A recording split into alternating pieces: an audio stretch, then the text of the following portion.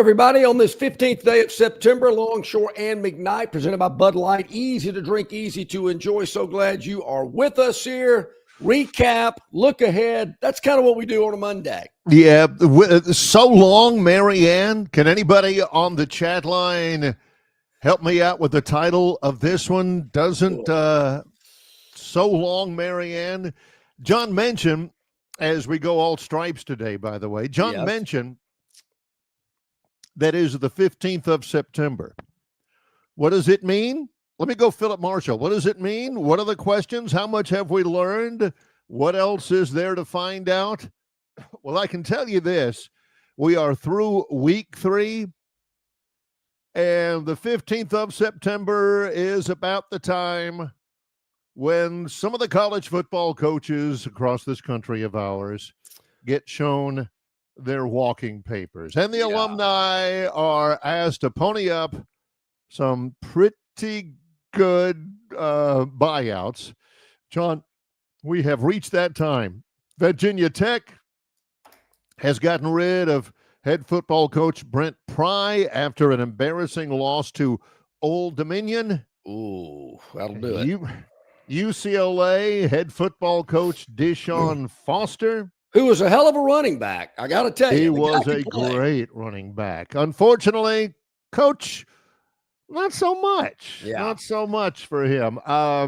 Did you see the crowd at that game Friday night? It was bad. I mean, it's look, they've got problems. UCLA is one of the foremost institutions. I've been out there. I've actually gone out there with my brother and with, the daughters and my nieces, his daughters.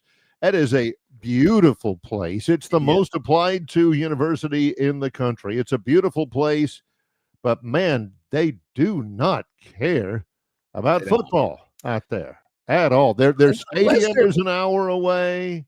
Unless they're beating the number 3 ranked team in the country, then they care. But besides that, they're not so. But that was pretty bad. I think New Mexico was the opponent Friday night. 35-10 Friday night at the Rose Bowl. And golly, I'm going to look it up, but it says attendance was 31,000. No way. And the place seats what? John and I looked at 100,000. No way, 31,000. No way. Anyway. Well, they put UCLA in the end zones as well, I noticed, to jazz it up. But, that's just another example of the change in college football. NIL transfers, all the other stuff we've talked about that has changed in and out of the game. And there used to be a day, you can't fire a guy till the season's over. You can't fire a guy. Give him a full chance. Yeah. I mean, this is amateur athletics. Give the guy an opportunity. We're 25% of the way through college football in 2025. Look at it. Yep. 3 games down, 25%. And they're already firing coaches. It's like the NFL. Well, you're out. 3 games in, done. You suck. You're out. So that's where we are in college football. It's firing time. So long, Marianne. So long, Deshaun. So long, Brent Pry. Billy Napier on that list. I hadn't seen anything on him today. Who? Billy Napier. No. That may not be too far away. We want your reaction. Like we said, we react a lot on Monday. Hey, what'd you think? The big winners, Alabama was impressive. How in the world? I don't know how they judge these things or how the computer algorithm works of those things. Yep. But a guy from USC and a guy from Texas Tech are number 1 and number 2 in the country in pass efficiency. John used to pay real attention to pass efficiency, national rankings in the past. Is that same as QBR, or is that totally different? I don't know. Yeah, I mean, I could sit here and make a guess, but I don't know. Ty Simpson, with the last 2 games he has had, is number 8. Man. He must have really sucked against Florida State, because his last 2 games, I don't think anybody's – there's been a couple drops, but, I mean, he's looked good. But the number 3 quarterback in the nation in passing efficiency, Julian Sayin from Ohio State. Saying, Yeah. you know, and JJ, he's chiming in. Love to hear from JJ over in Atlanta. Ty Simpson is on fire. JJ says he's more worried about Vandy than Georgia. Wow. Man. JJ. So here's, and look, the kid looked great. Compared to what he did in Tallahassee 3 weeks ago, Ty Simpson has played well. But, Barry, here's what you're hearing. And I'm not saying I'm not agreeing with it. But this is what you're hearing. Yeah, slightly agreeing with it. I'm glad the kid's kind of got his act together and he's played well the last 2 weeks. Let's see what happens when he goes over to Athens in 2 weeks. Now, maybe it's not fair. Did I kind of nod my head in agreement? Yeah, maybe. But, glad the kid's had a good couple of weeks. But let's face it, Lamo's terrible. Terrible. Wisconsin's middle of the pack, Big Ten, if that. At best. And, nothing to discount from the success that they've had in beating those two teams. As Coach DeBoer says, no mercy. That's the new tagline in Tuscaloosa. No mercy. At least that's what he told. What is this, Karate Kid?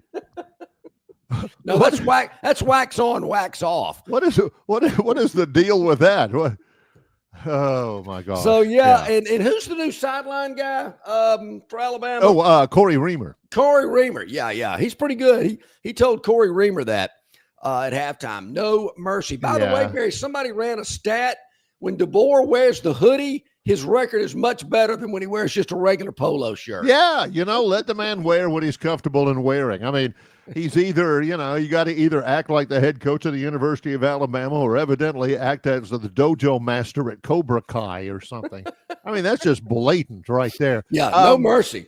But I know this, and I want a point of order here from our attorneys out there. All right. Look, we are proud to be in association with Yellowhammer News. Oh, great sure, organization. No, they support us unwaveringly, and we are proud to be partners with Yellowhammer News. But does that prevent AL.com from listening to this program and taking some notes? Because they've got a couple of headlines in here that are Longshore-esque. Okay, I'm on it. Let's scroll down here. Were Nick Saban and Kalen DeBoer wrong at first, or did Ty Simpson just need time to shine? That's, is he, should he have been the starting quarterback over Jalen Milroe?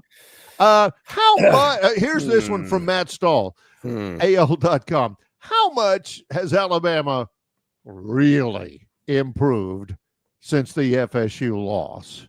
The answer is coming soon. Yeah. I swear, I may not have heard that from John, but I might have. It sure does sound like him. AL.com. Barry, just a little mention would be nice, be appreciated. I'm not asking for it. It just would be, the right thing to do, I guess. But people are picking up on it. I hear what you're saying. And there again, we don't want to discount what they've done 3 games in, a horrible loss on the road, and then they bounce back against one. Come on, I think we can all agree Lamo is pathetic. They're really, really, really bad. They could have put 100 up on them. Yeah. Wisconsin, they've got some areas that look okay. But there again, they're a middle of the road Pac-10 team. They hadn't played anybody either until they came to Tuscaloosa. But 2 weeks from now, and whether it's fair or not, that's the first big test. Now, I know we'll talk about it over the next 2 weeks. Georgia had their problems Saturday in Knoxville, and I had to put it on mute. I just could not stand Rocky Top one more time. There was a lot of points scored in that game. The little lady's freaking out because Georgia's behind, and they're fiddle-farting around, and she can't figure it out. And it was a tough day for her, but they pulled it through at the end, so she was happy. That was an amazing game. It was a good game. It was good. I don't know what irritated her more Saturday, Barry, the way Georgia was playing or the reason I had the quad box on. She hates the quad box. I'm with you, Alice. God. I mean, I'm loving it. Barry, I got Bama, Auburn, Clemson, and Troy on the early quad box. Right. The late quad box, I got Vandy, LSU, A&M, and Ole Miss. I mean, it was beautiful.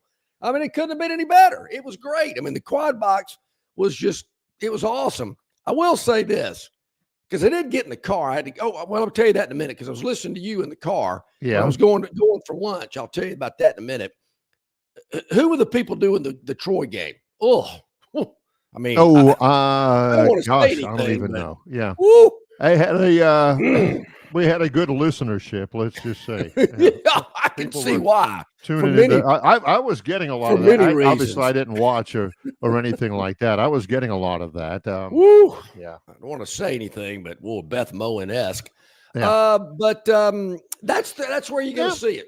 Are they for real? Can they go on the road? Will be an underdog, I believe. No doubt. They'll be a dog. Can they? Which might be good for them, because they've been on the road as a double-digit favorite. It hadn't worked out real well. Has not. So that's where people are going to say, oh, whoa, wow, look at this team. But it's the next 5. This stretch of games, we talked about it all summer. This is where we're going to see what they're all about. Also, maybe the same thing about Auburn.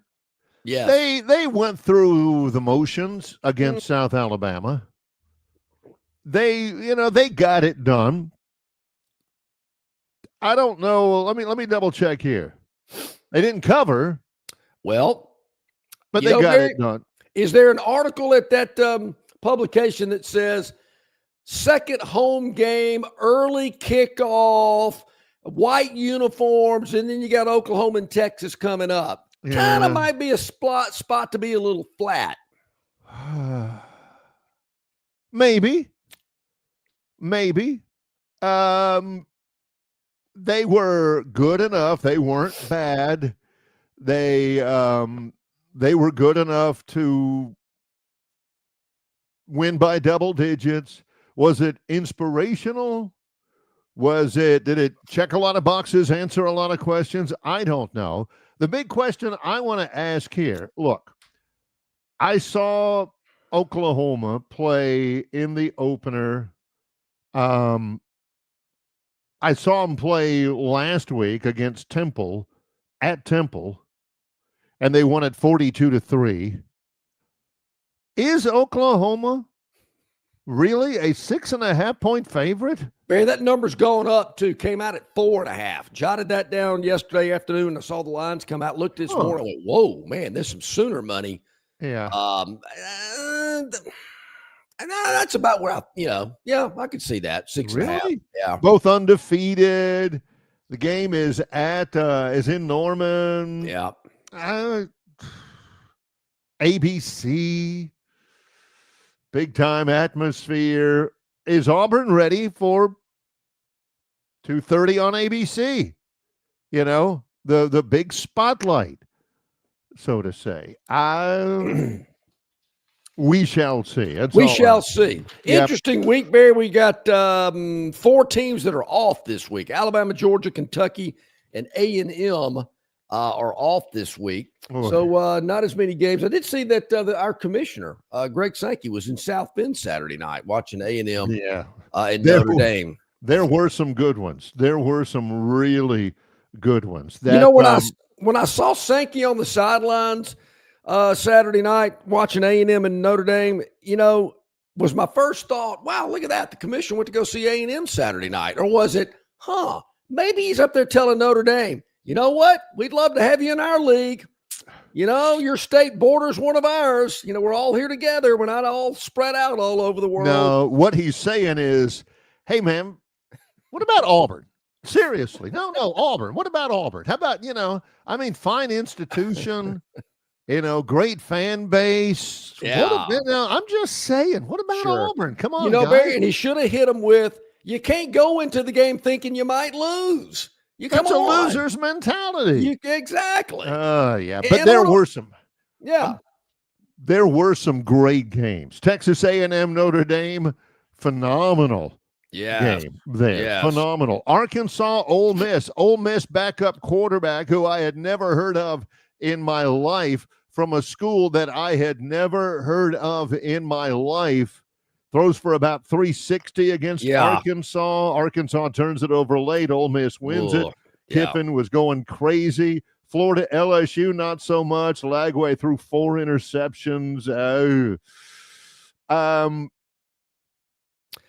Texas. What is it about Arch Ole is Miss struggling. backup quarterbacks? I don't know. I don't know. I mean, it's unbelievable. Yeah. It's like everybody says, wait a minute. This guy's playing? Yeah. We got it. I'm not even going to try. But that guy, Trinidad Chambliss, I'd never heard of him before. Starter gets injured. This kid looks like he's been playing, at Ole Miss for 5 years. We got a lot to get to on the program today. Before we go to break, what's the status on Lennar Sellers, the South Carolina quarterback? That's a good question because it's an apparent head injury. They're always very guarded on that. Is it a concussion? They've got protocol. If so, that is a huge loss if they miss him for any length of time, and I think they will. Vanderbilt ends up beating them 31-7. Show your gold. Troy falls at home against Memphis. Starting quarterback for the Trojans is out, collarbone. And boy, it's just his name's Goose Crowder. He is a really good quarterback, and man, he has had no manner of good luck injury-wise during the last 2 years. Yeah, I heard that early in the game. Man, that's a tough one. That kid's missed last year. He missed all or parts of about 8 games last season. I think it was 8 games. Yeah, this year, he gets hurt in week 3, and somebody's got to step up for the Trojans on the road this weekend at the University of Buffalo. So we've got a lot to talk about, a lot to look forward to. Glad you're along with us. Hey, you guys up there in the chat line, I see you. How about hitting that like button? How about hitting that subscribe button instead of, hey, what's PM say? Spin the wheel. Come on. How about hitting that like and subscribe? We are underway with the Monday show. It's Longshore and McKnight in association with Yellowhammer News, presented by Bud Light. Located just 8 miles north of Alabama's state capital, Capitol Hill features 3 18-hole championship courses. With more than 1,500 acres of golf and nature, the pure magnitude of this facility is amazing and allows each course to be drastically different from the others. Capitol Hill also features an innovative 360-degree driving range 400 yards in diameter. Capitol Hill offers a fully stocked pro shop with the latest equipment and apparel. Great food and beverages in the clubhouse can be enjoyed both before and after your round. Get your group together and hit the trail. Go to rtjgolf.com/Capitol Hill for tee times and more information. Summer's here, and so too are its many challenges. Heat that won't quit, beers that won't fit, hammocks that won't hammock, screen doors that appear out of nowhere, flips that flop a little too much. That's why it's important to keep it simple. Keep it cool, keep them coming, and keep it easy. Easy to drink, easy to enjoy. Bud Light. Stivers Ford of Montgomery has F-150s over $16,000 off plus 2.9%. And your last chance for a tax credit on Lightnings. $17,000 in savings or 0% or $349 a month with 0 down. Stivers Ford, where price sells Fords. Stivers Ford of Montgomery has Broncos under $35,000. Bronco Sports under $24,000. Rockies under $29,000 or $299 a month with 0 down. And new Explorers $10,000 off or 2.9%. Stivers Ford, where price sells Fords. All righty, welcome back in, everybody. Glad you are with us here with Longshore and McKnight, presented by Bud Light and in association with Yellowhammer News and yellowhammernews.com. You can check us out there, video content right up about the show each and every afternoon. And, of course, we're on Instagram, Facebook, YouTube, X, Spotify, Apple iTunes. We're there for you, and you can watch us live 7 to 9 each and every weekday morning, or you can catch us anytime that's convenient to you. That's what makes it so neat, Barry. Hey, it's on your schedule. Sometimes people watch it live, watch it again, and then listen to parts of it in their car on Spotify on their way home. Man, I want to hear it. I want to hear what Barry said one more time, just to make sure that I got that right. So I asked you about Lennar Sellers, the South Carolina quarterback, and boy, they look pathetic. Now, I don't want to take anything away from Vandy because they really look good. They got a running game, ran all over South Carolina. And we don't really know the extent of his injury, Sellers' injury. But, Barry, I got to tell you, when I looked at the games coming up this week and saw Missouri is a 13.5-point favorite hosting South Carolina, what am I missing about Missouri? I don't know. I think what it tells you is that Lenora Sellers didn't play for South Carolina. I don't know. Missouri is good. They've got they had a freshman running back last year named Ahmad Hardy. We talked about him with our guy Ben Arnett up there. Hardy was a true freshman from ULM. They were a bad football team, and they ran him and ran him and ran him over and over again, and he stood up. Well, Hardy transferred to Missouri, and he ran for 250 the other day. So, they have got a good running game. They're a lot more physical than Eli Drinkwitz, it's all razzmatazz and whatever. They're pretty physical. They're better defensively. Their run game, they've always borrowed kind of running backs from the Sun Belt. Last year they had Nate Noel and the guy from Georgia State, whose name I can't remember, but they're pretty sturdy now. They beat Louisiana 52-10. Missouri is really, and I know they played in the SEC championship game a couple of times. Missouri's starting to look like an SEC football team now. I'm with you. They're getting there. I agree. Yeah, they physical, strong, good on the line. They're legit. I like them a lot. The one number I want to know about, probably more than anything. Yeah, I know Ty Simpson was terrific again, 24 of 29, 382 yards. Look, what was it, the first play of the third quarter? 75-yard touchdown pass. Alabama's up 28 to Well, it was a nothing little razzle-dazzle. It was a backyard play. Yeah. I mean, it was one of those plays you might see back in the day, when certain teams were, kicking onside kicks and Statue of Liberty plays and Rooskies. John says, I'm gonna run a pick play with that birdhouse. I'm gonna bring him off that birdhouse, and then I should be open. A double reverse, pitch back to the quarterback, throw it back to Ryan Williams, who was one of the guys that got the pitch on the reverse. And Alabama's got the entire offensive line on the left side of the field waiting for Williams to catch the pass. As they steamrolled down the field. Caden Proctor laid a block on a kid that weighed about 150. Put the kid in the third row. But so wait a minute. In the world of Longshore, Simpson shouldn't get credit for that 75 yards on there because, he only threw it about 5.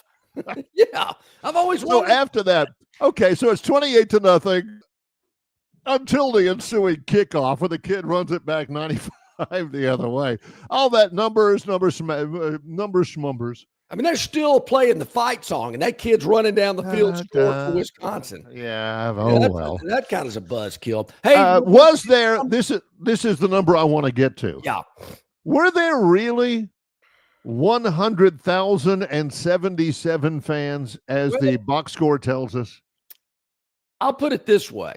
Number 4 and 5 child were at the game. They were our reporters. They were our operatives in the field for to help give us the scoop here on Longshore McKnight.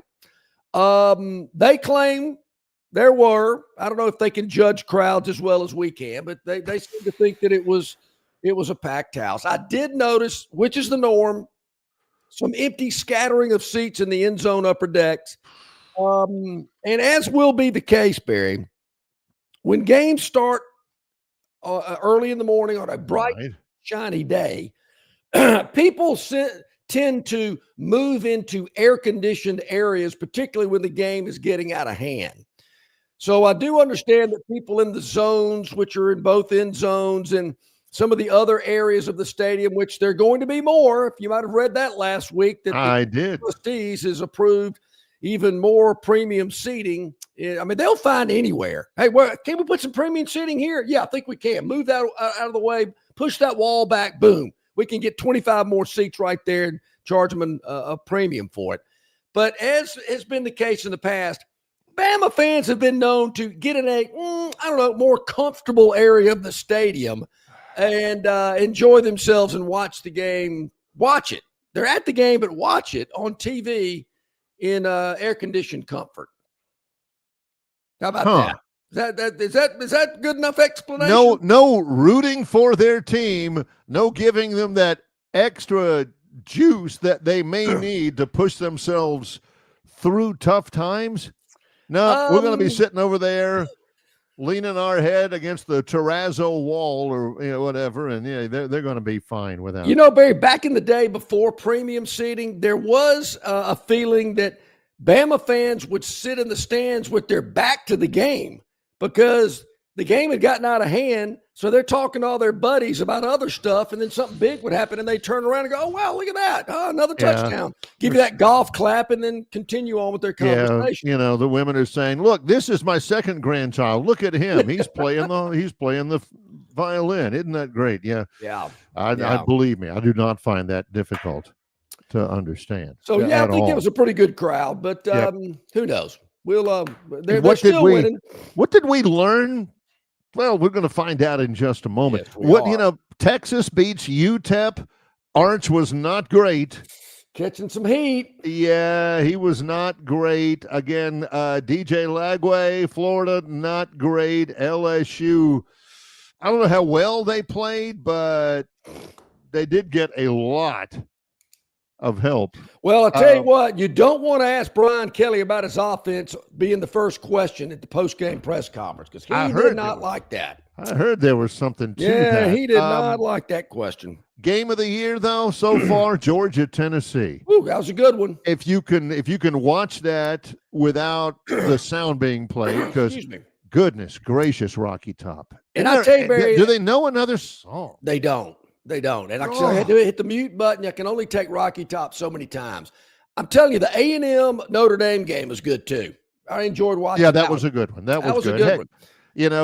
Shout out to Ferris State football. We got this from John Dent. He said, "Who's the new starting Ole Miss quarterback? What school did he come from?" Yeah, he went to Ferris State. His name is Trinidad Chambliss. Never heard of him or the school. No, I've heard of Ferris Bueller. I've heard of Ferris Wheel. Haven't heard of Ferris State.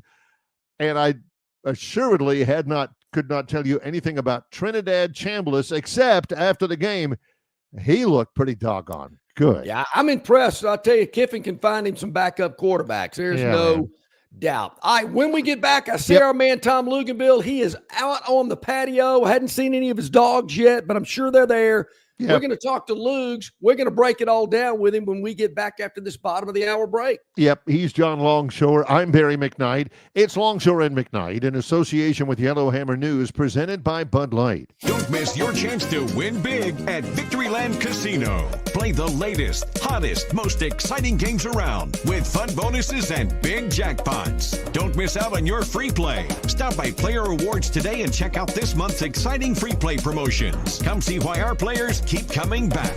You'll have more fun at Victoryland Casino, where you can be a winner too. Victoryland Casino, located off I-85 exit 22, Shorter, Alabama. Must be 21 or older.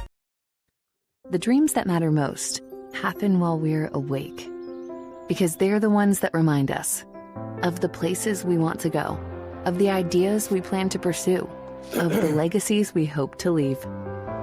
We understand you have goals to meet, and we want to help you reach them, to fuel your vision and invest in whatever motivates you.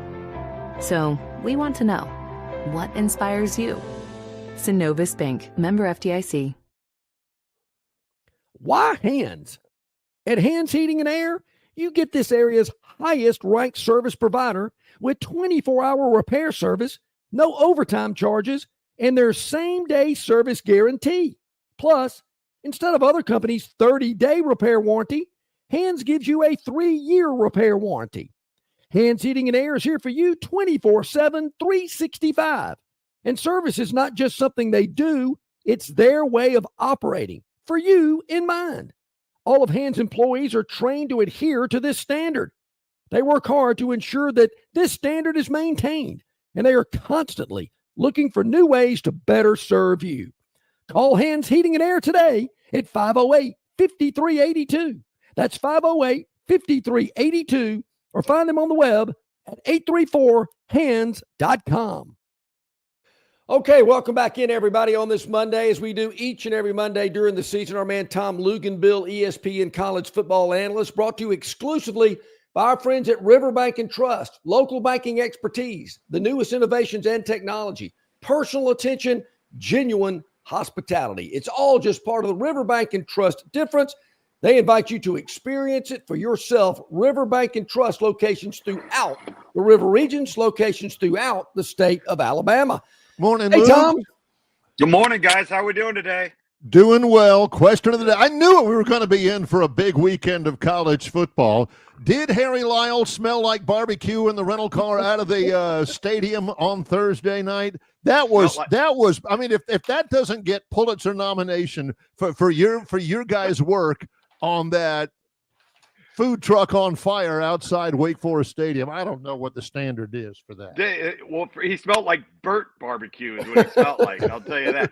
And the smoke was so bad. You know how like a game starts and this and that, and, you know, they might shoot off some fireworks. Right. You get a little bit of that smoke, and then it dissipates and goes away. Well, we start noticing up from the booth. We're like, where's all this smoke coming from? And then finally, Dave Doran at NC State goes to the officials and is like, guys, what are we doing here?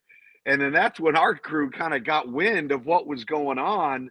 And it was bad. There were some shots that we didn't put on air that were worse than the ones that made it on air. Like, we kind of had to wait for it to dissipate a little bit.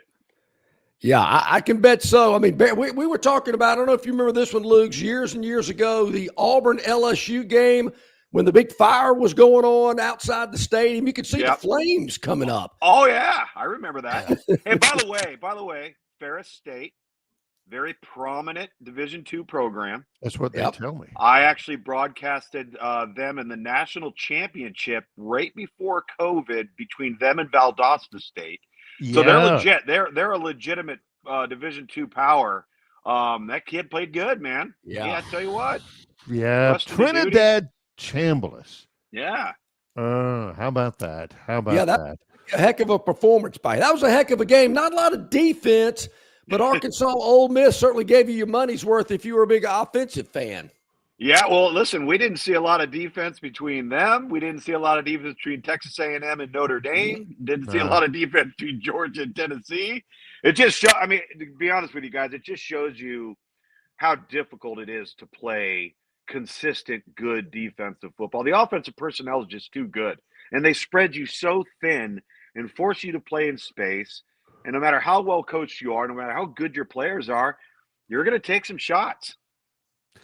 Tell me a little bit about the development of DJ Lagway down at Florida. It's hit a snag, has it not? Well, it's hit a snag. It seems to be regressing, and you know that things were so positive, largely in part because of him, with how the season ended last year. You know, and he really came on as a true freshman, and they were rolling. You're like, okay, these guys got an identity. They know exactly who they are. There's a building block here.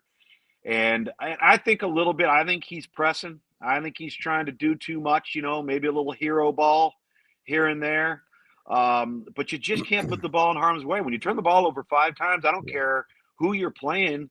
If you're certainly playing on the road at LSU against the top 10 team, you're going to be in trouble. And so, yeah, they're throwing it way too much too, guys. I think he had 44 or 47 attempts. That's not what Florida wants to be. And so when you put the ball up in the air that much, obviously you're going to be prone to having more errors. But this is certainly not the DJ Lagway we all expected to see through 3 weeks. I don't think Clemson and Notre Dame expected to have 2 losses this early in the season. Where do they go from here, Tom? Well, Clemson is one of those teams right now that is uber talented, that is not executing to the level of their talent. And to me, I think, you know, offensively, and maybe they've read their press clippings a little bit this offseason and got kind of caught up in everybody talking about, oh, look at all these wide receivers they got coming back. The entire offensive line's back. Cade Klubnik made a huge jump a year ago, which he did. Well, now this Clemson offense looks like the one that played in 2023. Hesitant, unsure of themselves, not running the football consistently. Obviously, Adam Randall, the converted receiver, has had some moments where he looks really good. I think they can actually lean on him some more. But Cade Klubnik, something's not right. He's off. He's not anticipating. He's not decisive. He's holding on to the ball. He made a couple of plays the other day that, put him in position to win the game. Notre Dame, that thing was crazy, right? I mean, what a game. They're up by 10 and lose that game. It's just like Pitt at West Virginia. You're up by 10 and lose the game. Only this time Notre Dame is at home. And I didn't think either one of those two teams played very good running the football. That was a quarterback game. I think we talked about that last week a little bit. When you have a game like that, the two quarterbacks are going to have to play really, really well. So Texas A&M had 12 penalties on the road and won the game. That doesn't happen, right? I mean, that's nuts. What about the takeaways from Alabama winning against Wisconsin? I'm liking what I'm seeing out of Ty Simpson, guys. That guy, Ain't kidding. Age and maturity counts for something. I know he hasn't played a lot, but because he is older and he is more mature and his knowledge of the game has grown, and now he's getting a feel for it. Now he's starting to get into rhythm, and you can tell he's settling in. He's poised. His accuracy the last 2 weeks has been uncommon. I mean, you don't see it, right?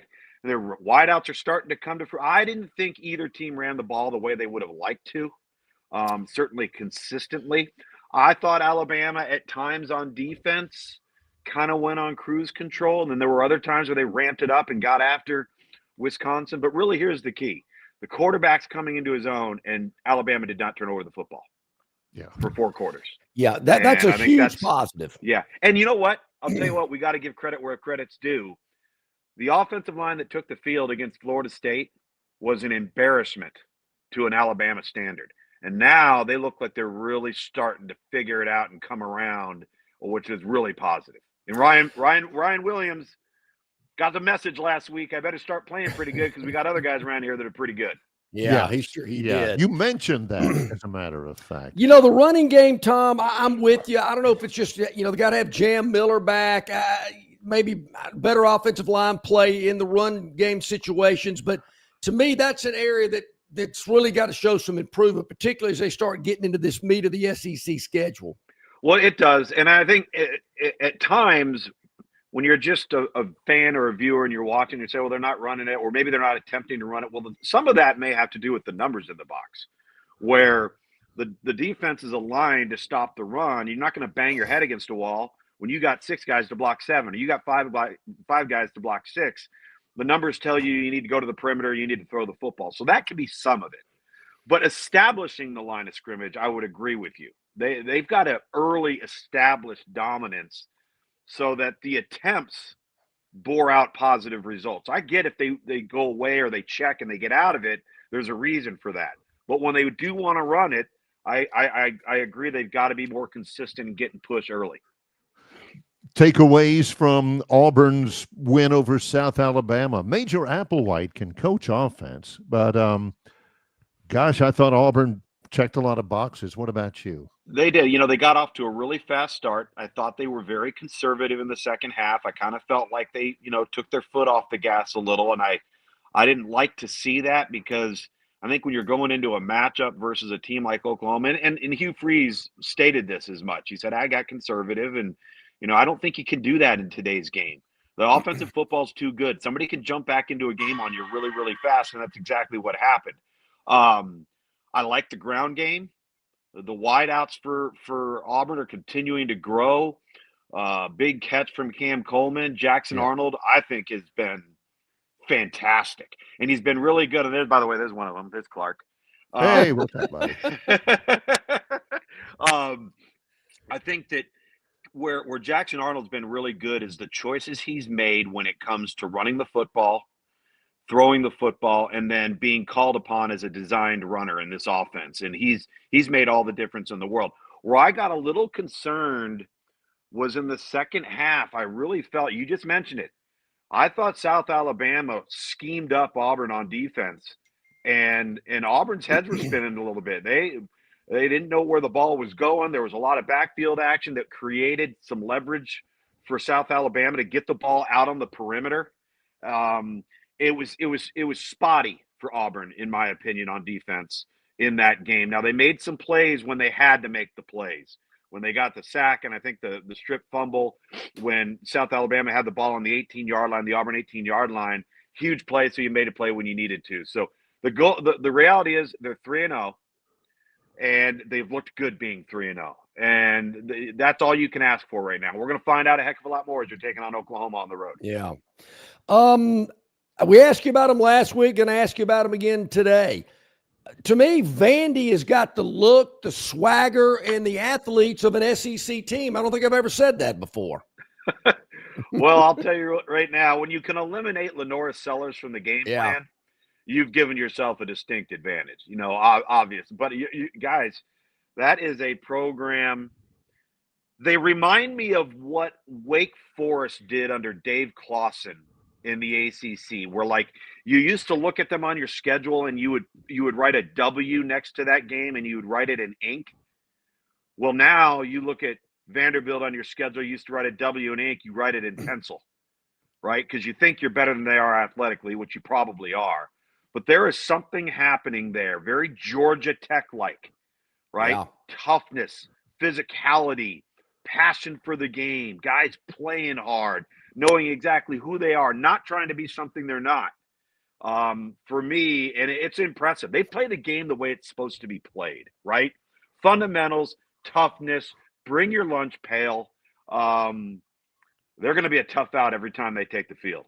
Mm-hmm. Meanwhile, what a huge blow for South Carolina, right? Because the identity of that team. You cannot lose that game.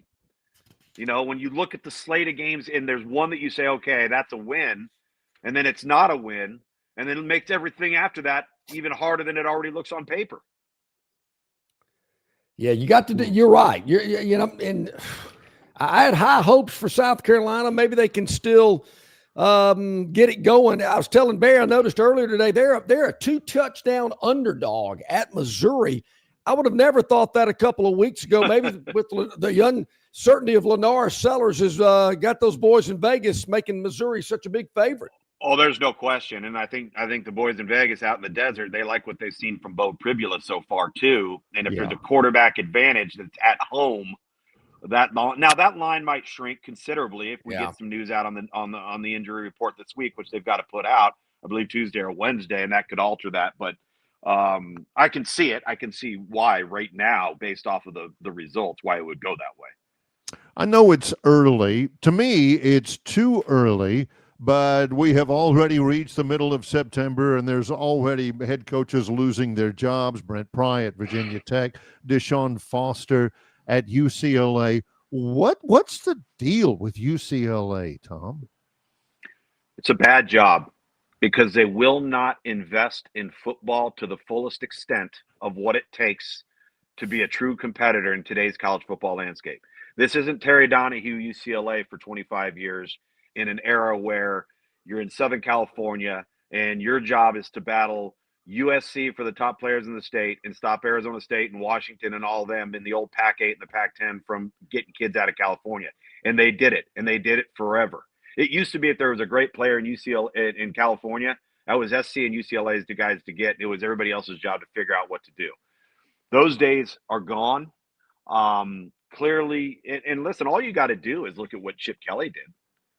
I mean, Chip Kelly saw the writing on the wall, started to see what was transitioning into college football now with name, image, and likeness in the transfer portal, and realized that the institution is not going to go all in on that. Now, that being said, when I say it's not a good job, it's not a good job to somebody who is a viable candidate. Deshaun Foster was never a viable candidate. He should have never gotten that job. He had no business getting that job.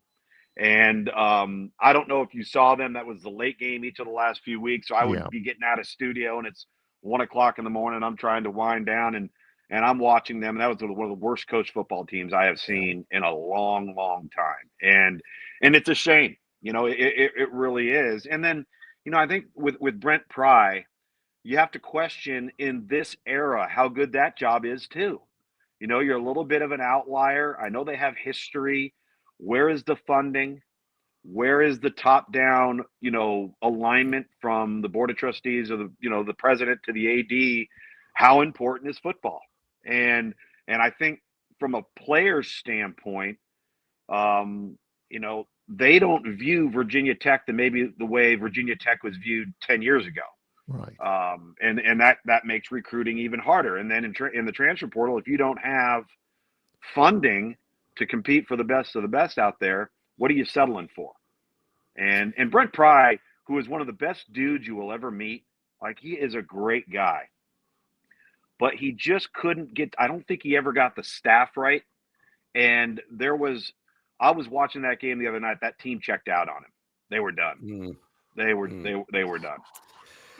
Speaking of checking out, sounds like the Texas fans are checking out on Arch Manning. Some boos in Austin on Saturday. What do you make of that? Well, like Sark told Arch, you can't really start playing the quarterback position until they boo you. And then once they boo you, that's when things get started. So yeah. I'm one of those guys that really tries to take more of a step back, 30,000-foot view of this. Because I really feel like if his name was Arch Smith or Arch Johnson, we wouldn't be having these types of reactions. You might have some frustration, but going in, you wouldn't have had the expectation with a brand new quarterback that hadn't played very much to all of a sudden wear a cape and an S on their chest from the moment he steps on the field, right? That's not reality. Is he playing to the level people want him to? No. Has he played to the level Sark wants him to? No. Has he done some nice things and some things you said, okay, we can build upon that? Absolutely he has. The question you also, I think, have to ask yourself is Texas as good around him as everybody's pretending they are? Mm-hmm. Remember, this is a team that had to replace 3 offensive linemen. Wow. 2 of them were drafted, 1 of them in the first round, right? You have a pretty good group at the running back position. You had to replace several wide receivers. And maybe the reality is it's the entire offense that needs to grow and develop together, not just him. Because there's a lot of new faces aside from just him. Right. That makes sense. Where are you going to be this week, Tom? I got a home game. I got Charlotte again. Nice. I got the Rice Owls coming to there Charlotte. We go. Thursday. Yep. Thursday night, and then I'll head to Bristol first thing Friday morning, like I always do for studio on Friday night, and all day Saturday. Come back on Sunday, and so yeah, I got one less plane ride, one less hotel, one less rental car this week. That sounds like beautiful. It sounds like a Fifth Dimension song. Yeah, I was thinking the same thing. Yeah, I couldn't remember who did that song. Those lyrics. Yeah, I'm thinking. Yeah, I've heard that somewhere before. Yeah, that's exactly right. So yeah, Charlotte and Rice on Thursday. And by the way, if you're interested, if you love college football, and those who do, they're going to watch on Thursday. Yes, this head coach at Rice, first-year guy, is named Scott Abel. Self-made dude, high school coach to Division III to Division II, and his last stop was at non-scholarship Davidson, just north of Charlotte here. Right, yeah. He is a triple option gun formation maestro. He has won everywhere he's been. He's rebuilt teams everywhere he's been, but his offense will make your head spin. It's going to be a lot of fun to break it down. All right. So just something to pay attention. Somebody you don't know, you've never heard of. Scott Abel. Abel, and this offense is hell on wheels. Checking it out. You better believe it. No doubt. Yes, sir. Hey, Tom, as always, we appreciate your time. Always a big part of our Mondays. Our viewers and listeners always enjoy it, man. Have a great week. We'll talk next Monday. Will do, guys. Love it. Take care. Have a great week. Thank you. You too, buddy. Thank you so much. That is absolute great stuff there. Brought to you by our friends at Riverbank and Trust. Go by and see our friends for all of your personal or business banking needs. It is Riverbank and Trust, local banking expertise, the newest innovations and technology, personal attention, genuine hospitality. It's all just part of the Riverbank and Trust difference. And they invite you to experience it for yourself. Riverbank and Trust. I got to look for that guy. How about that? I love that he's that he's done. I think the rumor is that he really skyrocketed into legitimacy when he recruited Gurn Jr. when he was a head coach at Washington and Lee. How about that? Yes. How about that? W&L. You better believe it. That guy must have something on the stick. You talk about a hidden gem over there. He knows something. Ain't no doubt. No, what? I love it. Mal's chiming in. Whoa. Tap the brakes. Auburn receivers continue to grow. Sounds like Mal sees it another way. Yeah. The Tim Hawthorne standard is evidently. Mal says, did I hear Lubin Bill say the AU receivers continue to grow? They dropped 4 passes that hit both palms.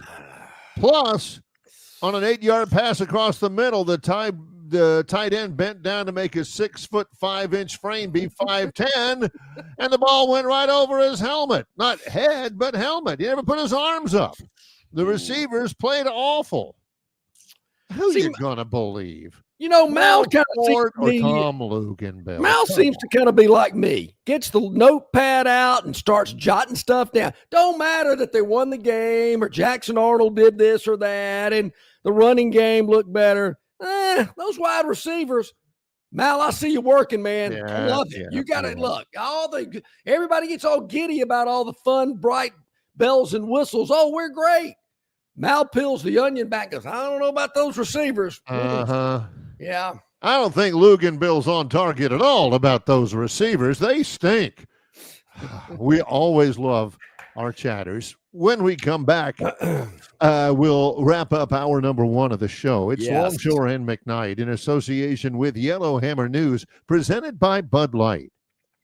Phoenix Physical Therapy is ready to help patients recover, recharge, and rise.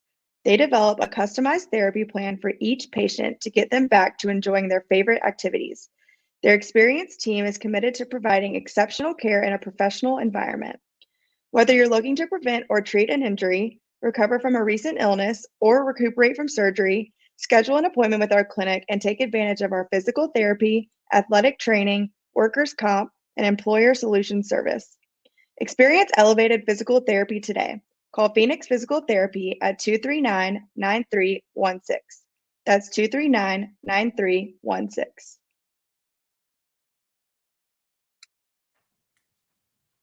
On the basketball court, the soccer pitch, or even the golf course, your crew brings their best not just for the win, but for that post-game celebration. When victory tastes like Michelob Ultra, it's worth every drop of sweat. And if you don't win, you'll still get the beer. It's just on you. Superior is worth playing for. Michelob Ultra, 2.6 carbs, 95 calories. Superior light beer. Enjoy responsibly. Copyright 2025, Anheuser-Busch Michelob Ultra Light Beer, St. Louis, Missouri. Jim Massey's Cleaners and Laundry is an Alabama-based, family-owned and operated business that specializes in dry cleaning and laundry, serving the river region since 1941. There are 12 convenient locations across the river region. Find one close to you or call 481-1911 for free pickup and delivery. For 83 years, Central Alabama has trusted Jim Massey's Cleaners and Laundry. You should too. It is about 7 minutes or so until the top of the hour here with Longshore and McKnight, presented by Bud Light. Easy to drink, easy to enjoy, in association with our good friends at Yellowhammer News. Barry, in the almost category. Almost. I wanted to jot these down because I was pretty impressed. In our Marguerite's Exquisite Jewelry Diamond Giveaway, a lot of people getting in on this with a chance to win the 1 carat lab-grown diamond valued at $500. And then that gets you in the national championship drawing if you are a winner for a 1 carat natural grown. No, I said lab grown. Should have said lab grown. You did. Natural grown, valued at $3,000. If you can pick the national championship game. Yeah. 1 carat. This week, Barry, we did not have any winners, but I was impressed how close some people got. Yeah.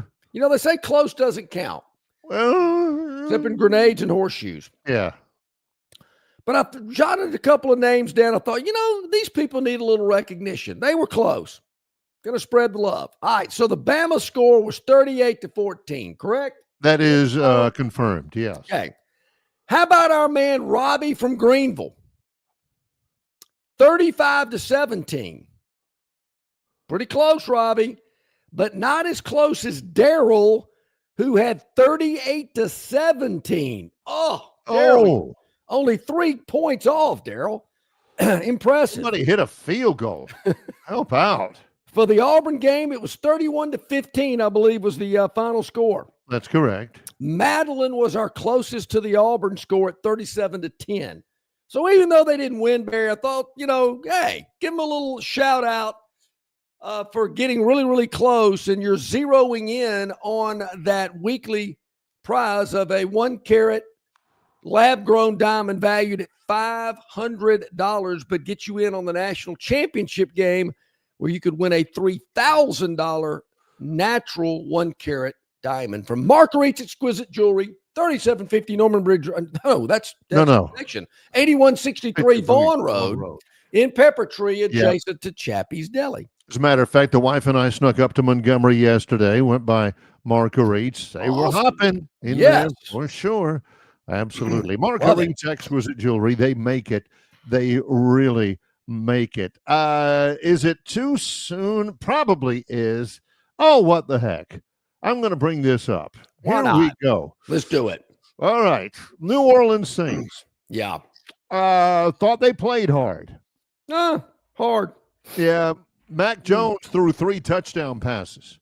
Didn't play too hard. Brock Purdy. Not sure how hard they played.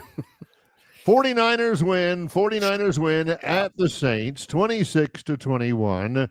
It was close. Saints are now 0-2. Both losses at home.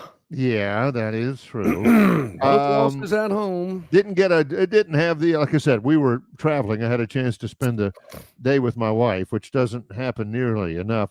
Bengals beat the Jaguars in Cincinnati 31-27. Tough. We talked with Robert Connor, maybe it was Brent Vinson at Phoenix Physical Therapy, about the toe. Yes. The unsung, underrated, unappreciated toe. And Joe Burrow hurt his toe. And they're saying he may be out a month and a half. Ouch. For the Bengals. Yeah. Ugh. For a toe. I'm telling you, man, that toe is like that thumb. You never know how much you need it until you injure it. And, I've got to ask Robert, I've got a little elbow issue. I can't figure out why my elbow is hurting me. Can you get tendonitis in your elbow? How's that work? Well, I know a couple of guys who, during a football game, when they're watching, they use that elbow a lot. Yeah. I mean, that elbow gets quite the workout during the football game. You can get tendonitis in your elbow. My dad had it. We used to play tennis a lot growing up, and it used to bother him. Yeah. Speaking of the NFL. Yes. And, hey, Mac, I got to give Mac some love. A lot of people are saying Ty Simpson is Mac Jones 2.0. We'll see. Yeah, we'll see. We'll see. I like this. They need to do this more. Doubleheader Monday night. I totally agree, Barry. I don't understand why they don't have 2 games every Monday night. I mean, the NFL's all about, showcasing their product. And if you have them all grouped together on a Sunday afternoon at 12 noon, some of them get lost in the mix. But I think the East Coast early game, West Coast late game, what are they? They are missing an opportunity in the NFL. Need 2 games every Monday. I definitely agree. Buccaneers and the Texans from Houston at 6 ABC. Chargers and the Raiders at 9 on ESPN.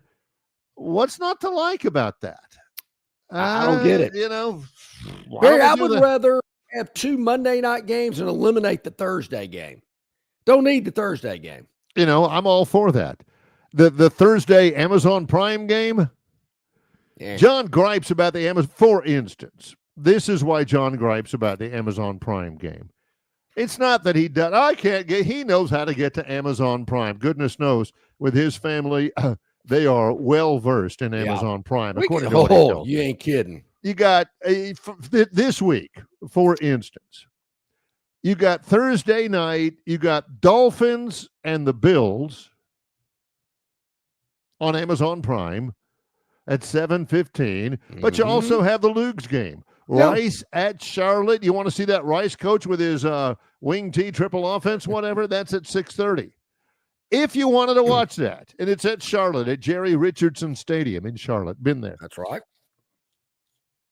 This is where John's gripe is. If I'm watching the Rice-Charlotte game during an Amazon Prime commercial, then I want to get back to the Dolphins-Bills, I got to go. Escape out of the app. Do I want to leave this app? Yes, I do. Go back. Click, click, click, click, click. Amazon Prime. Click. They've lost me. Do you want to use your profile or your wife's profile? That's right. I want to use my profile because if it's your profile, you got the NFL games right at the top. If it's your wife's profile, Hallmark movies, so then you do that. Then you get that. Watch live or start from the beginning. I don't want to start. I want to watch live. That's got to be. Oh gosh, that's got to be at least insane. 6 clicks. Yes. 6. It's just I'm thinking I don't have this much time. Missed a touchdown. I'm having to click through all this business and add all that up. You can't get them on the quad box. You got to have games that are on regular networks to get it in the quad box. Can't get those prime games in the quad box. This is what John's problem there is. They're forcing me to only watch one game. Yes. Which is how God intended you to watch football. John's like, if I can't get quad box and if I can't get red zone, I don't know. Out. I mean, what do people do when they watch one game for an entire half? I will say this, Barry. It irritated the missus. So she went outside to watch the Georgia-Tennessee game, just had on one screen. I had the quad box going on inside, kind of going in and out, bopping in and out, whatever, not fully focused on it. And so it kind of worked for us. She kind of went in her area, watched one game. I had 4 of them going on. Absolutely enjoyed it. And I got to give YouTube a shout out. Now, Barry, you can pick the 4 games you want on the quad box. Used to be you just went to the quad box and they had 4 games up there, and if you liked them, great. If you didn't, tough. And like the early games, it was Clemson, it was Alabama, it was Auburn, and then it was like Oklahoma and Temple. I'm going, I don't want to watch Oklahoma and Temple. So I was able to go down and make my own quad box of the 4 games I wanted to watch. Thought, beautiful. This is how it ought to be. This is great. It was awesome. Why doesn't the NFL get, just like John says, get rid of Thursday? 2 Monday nights. I don't know. Stick Herbie and Al Michaels on Monday night. Why not? You got a 6 o'clock kick. Love the early kick at 6. I get it. It's 4 in the afternoon on the West Coast. So what? Then you got the 9 o'clock nothing kick. Better to do out there. Yeah, really. Then you got the 9 o'clock kick. A little late for me. I might watch a little of that game. Really late if you're on the Eastern time zone, but what the hey. And, I think it's a great idea. Love it. Think it's fantastic. And looking forward to the doubleheader. That might be part of the Phantom's Daily Dog later today. You never know. We'll talk about that in a moment. I do want to give a shout out, Bear. I mentioned that I listened to you guys on the call. Thank you. Excuse me, against Memphis on Saturday, and I was in my car listening to you guys because I was glad to do it. I wanted to do it anyway, and like I said, who's ever doing that game on ESPN for Troy? But that was tough. Not good. But I was heading over to the Destin Connection Seafood Market. It was halftime of the Bama game. Zipped over there. Listened to you guys on the way over there, and pulled up to the convenient drive-through window where a Range Pro handed me the delicious grilled grouper po' boy. That's his go-to. Oh, Barry, it was phenomenal. Brought it home, enjoyed the po' boy. A little fried okra on the side, his famous baked beans in there with it as well. I told him I'd give you a shout-out. He says, man, you got to tell Barry about it. And I said, you can count on it. Folks, it is a hidden gem. You need to go enjoy it for yourself. the Destin Connection Seafood Market. And yeah, they'll prepare it and cook it for you as well, like that grilled grouper po' boy I had on Saturday. Yep. It was delicious. Call ahead. They'll be glad to take care of it. Yeah, 288-4272. You better believe they will. We are a Hulu household at my house. All right. If Ty is right that Hulu is jumping on the bandwagon with a quad box now, I know my wife, she's watching. This is great news to her because she is she'll check out the NFL Red Zone. Oh, how do you not? How else do you watch the NFL? You watch the game. All right, 1st and 10 at the 15-yard line after a 44-yard punt. John ain't watching that. What are you doing on 1st and 10 at your own 15? Who cares? Yeah. Give me the scores. Who scored here? It's just wait a minute. That 3rd and 4 here. Hold on. Let me check this out. Yeah. I've never watched the quad box. I've seen it like at the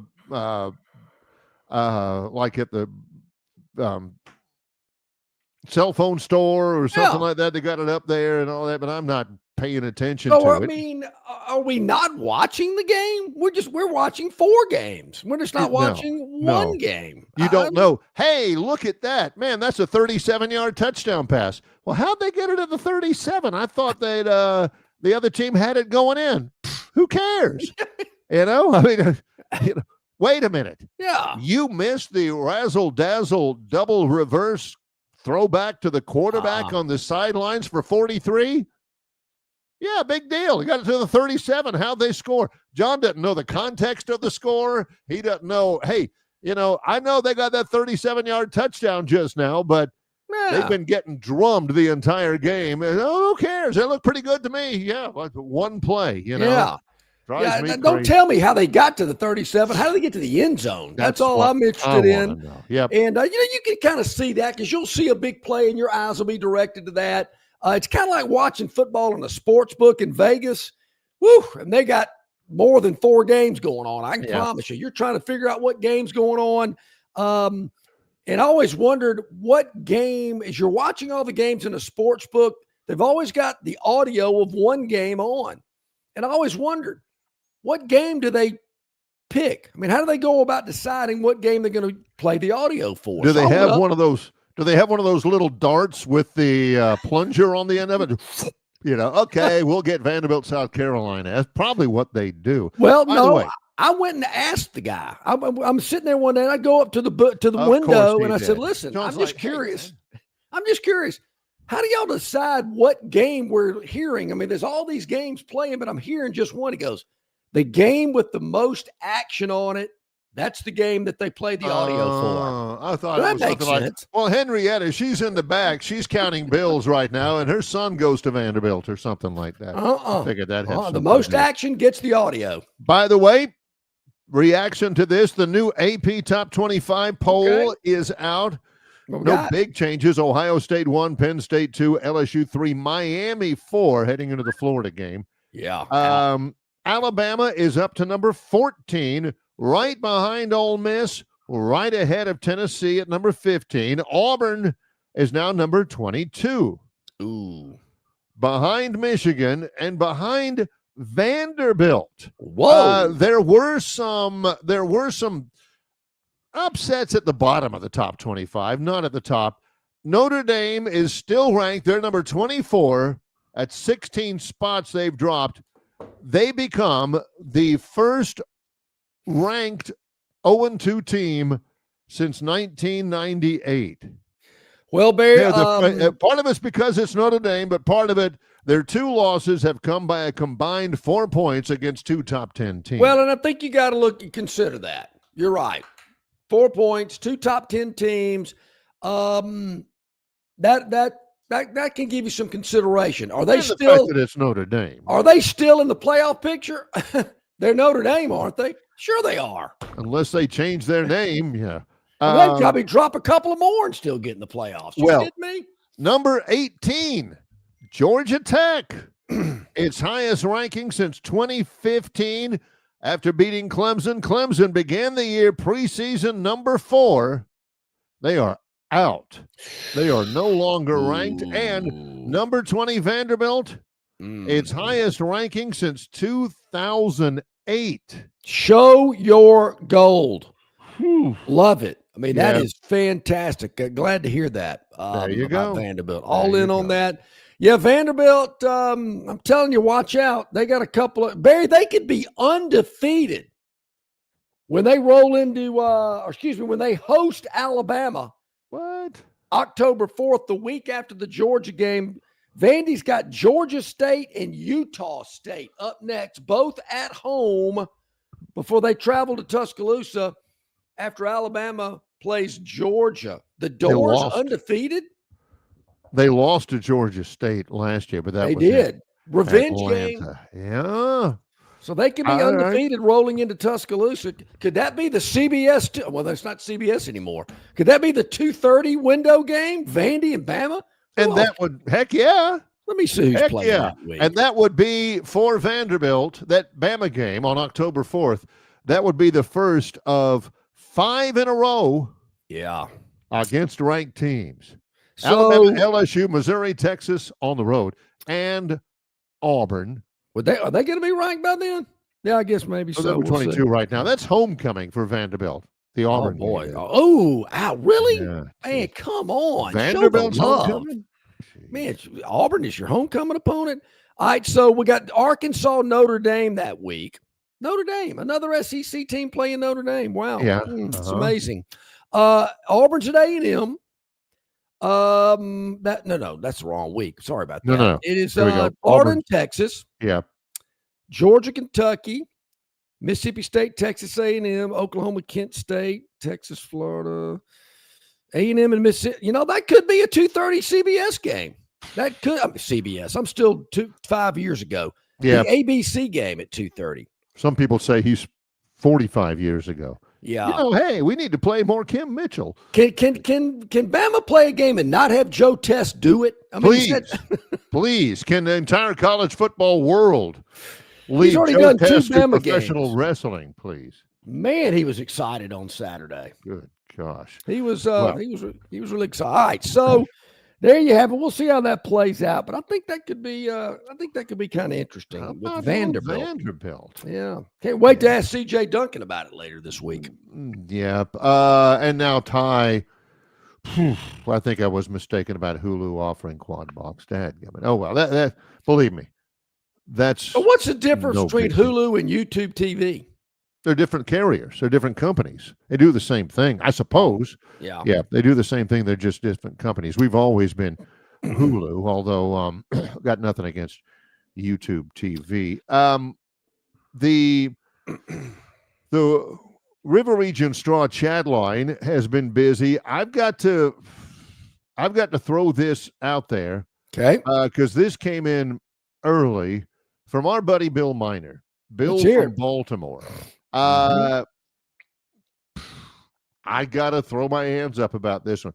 Bill from Baltimore said, hey, did you see how the Braves won last night? Oh, did I miss the mention of how the Braves won yesterday? No, Bill, you didn't. Bill, as of right this moment, as of right this moment, I can't tell you.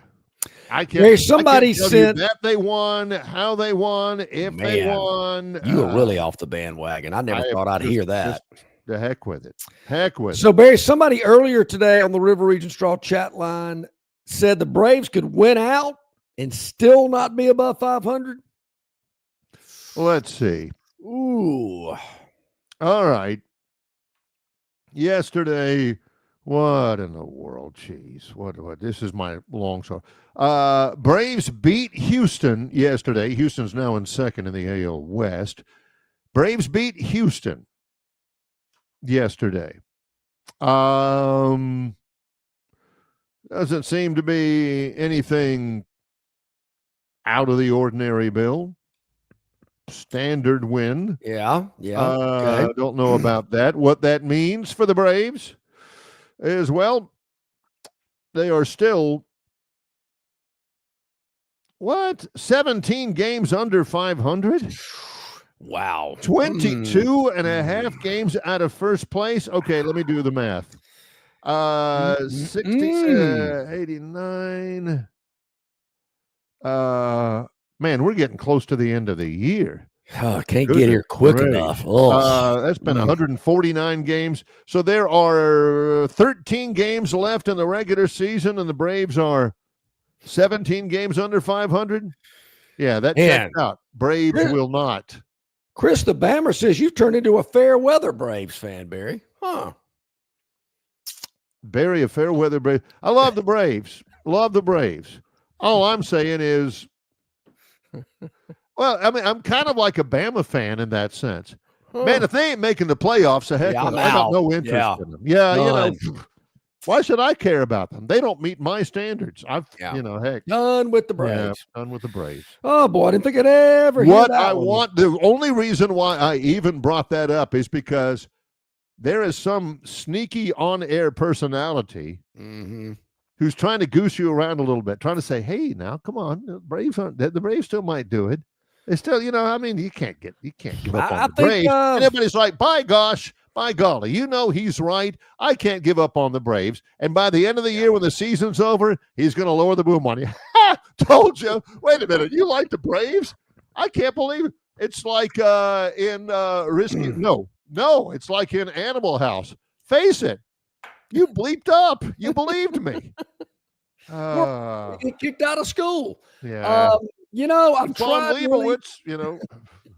I've tried to really, pump the Braves up, but Barry, I'm at the end of my rope. There's nothing else I can do. We see what is happening here, and it's not going to turn around. It's not getting any better. It's not. Braves fans, I hate it for you. Really do. Oh, stop it. But don't even start. It is not going it's not going to be good for you. We're going to wrap this season up and not going to have to hear about baseball, which is how it ought to be. Which it is how it ought to be. So I'm excited. America's pastime, John. Yeah. America's pastime. Yeah. 150 years of Major League Baseball. Oh, well, when we come back, it's only the second year of the Phantom Daily Dog. The first full year went swimmingly. We're in year 2 of the Phantom's Daily Dog, and that is coming up. Yes. Before we break, a little something from Mal. He said, John, I didn't hear you very good here. Audio problems. Can you say that again? If the Braves went out, what now? I'm very interested here. Mal. Yeah. Sorry, Braves. There's always next year, which starts in about 2 months. Well, coming up. Transfer portal. Coming up, the Phantom Daily Dog. It's next with Longshore and McKnight in association with Yellowhammer News, presented by Bud Light.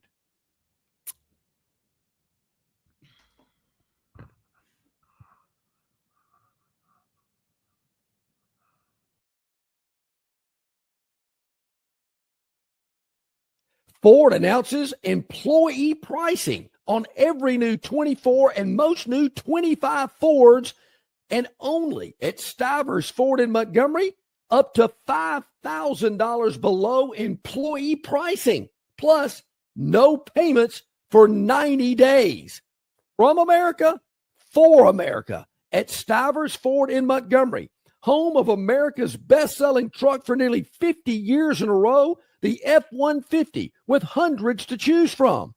The Ford Escape, the Ford Edge, and the Ford Bronco, all priced at thousands below invoice. And pack up the crew in a Ford Expedition or a Ford Explorer for the beach, the lake, or the big game. It's all at Stivers Ford in Montgomery, where price sells cars. All right, man, grab a Budweiser and take a knee. It is the best time of the year. It's baseball season. That means sunshine. It means behind-the-back peanut tosses. And it means sharing some cold, frosty Budweisers with your boys. Because there's nothing more American than watching America's game with America's beer. So let me ask you something. Are you ready to bring your A game? Are you ready to cheer every frozen rope down the line and amazing catch at the warning track? Are you ready for pitchers' duels and slugfests? Tell me, are you ready for the thrill of an incredible walk-off victory? I can't hear you. Are you ready for Budweiser and baseball? Then get on your feet, raise an ice-cold Bud, and let's make this season larger than life. Great times are waiting. Grab some Bud. Enjoy responsibly. Budweiser Beer, Anheuser-Busch, St. Louis, Missouri. The Destin Connection Seafood Market offers the freshest seafood direct from the Gulf of Mexico with deliveries daily. Snapper, grouper, pompano, flounder, copia, along with medium, large, and jumbo shrimp, hand-picked crab meat, and chucked oysters.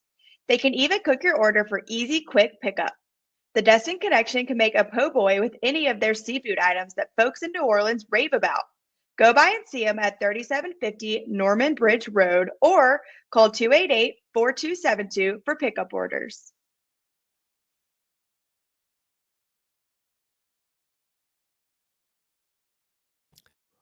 "20 minutes past the hour here on this Monday, Barry. Trying to see who made this suggestion. Yes, our man John.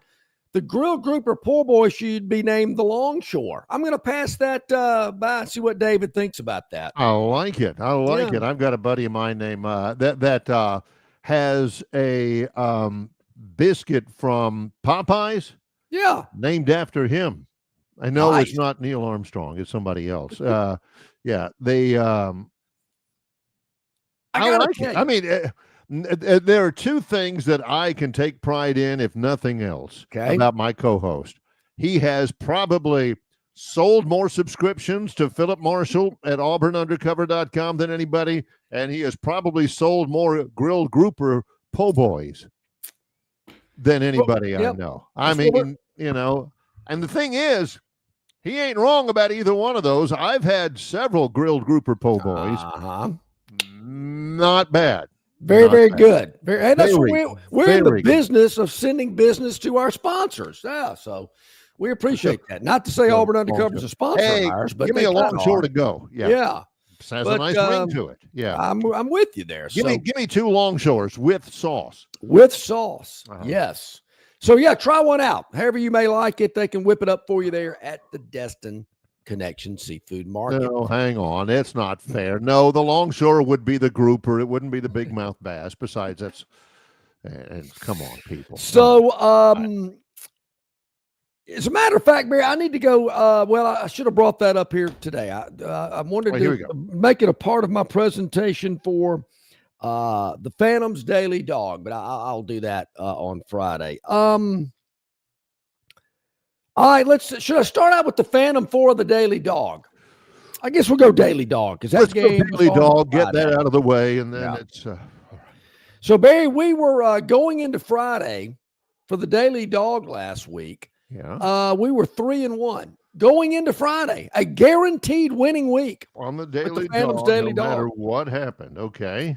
Friday, Barry, we in a game that was very, very fun to watch, got interesting towards the end of it. Arizona hosting Kansas State on Friday night. True. Arizona was a 1.5-point underdog, holds on and wins the game outright, 23-17. This was notable for two things. Number one, my niece Georgia, who goes to school at Arizona, was in attendance, I believe. Number two, this actually didn't count as a Big 12 game, even though they're both in the Big 12. Yeah. This was a non-conference game because they had actually scheduled it before Arizona moved to the Big 12. So the Arizona actually plays 10 Big 12 games instead of 9 against 10 Big 12 opponents. So there you go. That's a interesting sidelight there. Very interesting. Arizona, pretty close, but they kicked a field goal in the fourth quarter. Win it by that late field goal. 4:25 to go. Gets the final difference to 6 points.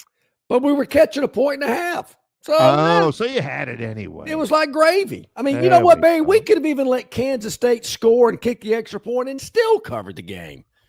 So we were 4 out of 5 last week on the Phantom's Daily Dog. Not bad. Right. 4 out of 5. Pretty good. I mean, there's a chewing gum that says 4 out of 5 dentists recommend their product. For patients who chew gum, yeah. Yeah, so I guess I'm in pretty good standing with the dentist out there. So 4 out of 5 last week with the Daily Dog. So happy about that to kind of get the weekend rolling. Then we roll into the Phantoms 4. Okay. Brought to you by our friends at River Region Straw. Love those guys. Premium long needle pine straw for all of your landscaping needs. Call or text Kenny at 669-5959. That's correct. All right. So, Barry, I got to tell you, things didn't start out well on Saturday. The early games were a little tough on us. Did we think Clemson had a chance after they fell behind to kind of get it going as they did against Troy the week before? That's what we were thinking. Sure. It just didn't happen. Well, they were down big. They did make a little bit of an inroads in there, able to tie the game up. They were. At that point, we're thinking, okay, now they're going to take care of business, start scoring some touchdowns. Yeah. That didn't happen. Don't want to take it away from Georgia Tech. Brent Key, their coach, has done a phenomenal job there in Atlanta. But I'm like Luganville. Something's not right with Clemson. Maybe reading the press clippings. Cade Klubnik, this guy talking about a Heisman finalist before the season started. No. Not impressed with him at all. Dabo's got some issues, already with 2 losses. Dude, for Georgia Tech, Haynes King, that kid is a baller, John. He way outplayed Klubnik in that game. Barry, I thought his game against Georgia last year was phenomenal. They just about had to carry that guy off the field with a stretcher. He was doing everything he could. Yeah, he's quality, no doubt. Speaking of Georgia, a very tense afternoon here at the Phantom household. The young lady, the wife, is inexplicably a Georgia fan. Yeah. And she was not happy with her dogs on Saturday, but they were able to come back and win the game, Barry. And as Kirby Smart said, probably shouldn't have. Kind of felt bad for Tennessee and Josh Heupel, but hey, you are there to win the game. But the problem, Barry, is they didn't win it by enough. They won it by 3. In my mind, they could have just lost the game. I mean, matter of fact, I kind of wish they would have. Well, maybe not. That would have given Tennessee a win. That would have been tough. Anyway, the afternoon session was a little rough on us. Out of the gate with 2 losers. But hey, we didn't panic. No. We didn't chase good money after bad. We just held tight, said, don't worry. Got these night games to roll into. Arkansas at Ole Miss. Heck of a game. No defense. Should have played the over, I guess. But we had Arkansas plus the 7.5. If you add up the final score, we're good there with the Hogs. Texas A&M catching 6.5 on the road at Notre Dame. Win the game outright. Yep. Hate it for Tyler Buckner that he can't hold on to the snap to kick the extra point. I thought that kid played lacrosse. I didn't know he was on the football team, but that was what the difference was. And A&M wins it by a point. Catching 6.5 didn't matter. A non-losing weekend, Barry, another non-losing weekend, 2-2, 6-6 on the year with the Phantom 4, but we got to get a little better. Okay. All right. Very, very well done. That is a little bit of a history lesson, okay, because that's history now. Yeah. We're looking to the future. And that's tonight, Barry. The future is tonight. Yes, sir. And I know it's a little late, but at 9 o'clock tonight, from Vegas, the Raiders are a 3.5-point home underdog against the Los Angeles Chargers, who a lot of people are very high on. And I think they're pretty good too. But that 3.5, I'd rather take it. And I am with the home team. We're taking the Raiders plus 3.5 tonight, 9 o'clock, ESPN. Late kick. We're taking them, though. Take the Raiders plus the 3.5. That's the Phantoms' daily dog. All right, there we go. What did you think? We've spent a lot of time recapping things. Monday is our day for recapping. We don't really start looking ahead, until a little bit later on. Tobias says, I told you guys in the offseason, Clemson was overrated and Klubnik stunk. They were preseason rated number 4. I liked them. I liked the line of scrimmage. They got a defensive lineman named Peter Woods, who is, I think he's from Alabaster, from Thompson. Didn't he play at Troy? No. Was there a Woods guy that played at Troy? There was a couple of Woods guys, Yeah. but none of them. This Peter Woods, he's been at Alabama. He's like the number 1 rated player in the upcoming draft. So anyway, I thought they were good. I figured they might be losing something in the run game. They've had a lot of good people. They're number 4, and I had them in the playoff. Not even ranked right now. They're 1 and 2, and I had them in the national championship game. Tells you what I know. Yeah, I've still got one of those teams. So I got Penn State as my other team in the national championship game. Tobias also tells us Kalen DeBoer 10-1 wearing the black hoodie. Got to keep wearing that, but better wear it in Athens. Woo! And the fans will still complain, right? I know, but golly, the Bear never wore a hoodie in his life. You know, I got to tell you, Barry, the crimson polo with the white stripes is a good look. It's a good look. And my wife said, Coach DeBoer looks good in that hat. That hat wears well on his head. I said, it does. It's a good fit. Hat you looks get a bowl good. of soup with that hat. Yeah, right. It looks good on you, though. Yeah. She asked about the black hoodie. I said, hey, it's 10-1 with the black hoodie. Got to keep it going. So whether you like it or not, people are superstitious about what they wear. If you could wear a gold lame dress and be 10-1 with a little propeller. Barry, I said the same thing about Bill Curry. I don't care if you wear the Cliff Eagle sweater, you got to win. Doesn't matter. Is Cliff Eagle still a company anymore? Is that still a product? To be honest, to be perfectly transparent, the only time I ever heard of Cliff Eagle was when John was railing against that sweater all those years. Yeah. Never heard of it before. Never heard of that brand ever again. That's Bill Curry. Barry, I mean, he goes to the mountaintop game wearing that sweater. I'm thinking, how are you going to intimidate somebody with a Cliff Eagle sweater? How you not going to be wearing a clip-on tie and a houndstooth hat and be smoking Winchesters leaning up against the goalpost? That's Chesterfield. Yeah. I knew it. It was Chester something. Was that really a clip-on? Wow, look at this tie. It's not a rayon. Wow. Yes. That's nice. Let's take a break. More to come. I got a couple of other things before we get to the Victoryland 777 topic Will Gurn Jr. has put together for us today. So there we go. Yeah, we got a lot going on in the back half of this hour. Longshore and McKnight in association with Yellowhammer News, presented by Bud Light.